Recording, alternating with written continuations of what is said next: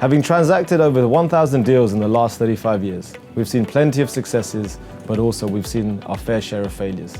Here are the main mistakes investors make when buying commercial property. In commercial property, yield is most definitely the name of the game. And whilst achieving a high yield matters, we never advise investors to focus on that at the expense of other key fundamentals. Often, a tenant break clause will be hidden in the small print. Our advice is find it and always assume it will be exercised, because there is a huge difference between a property with 10 years clean income and another with a break clause in the 5th year. The specials are essential reading for any auction bidder, and they may only be published last minute.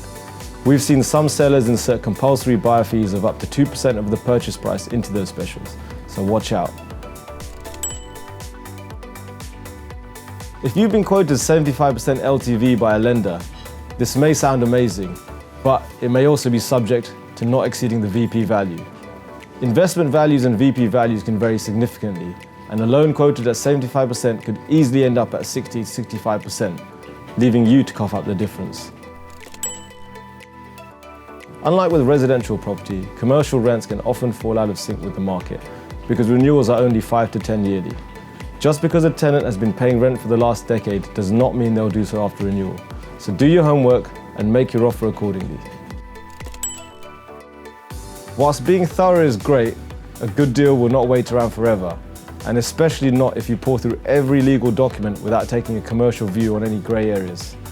Sometimes, the more advice you take, the more reasons you'll find to back out. All we say is be decisive either way, and at least you won't burn bridges.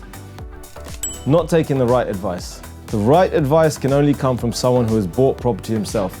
Someone who has felt the pain firsthand of all these mistakes I've described. The right advice may cost you now, but it will save you a lot more in the future.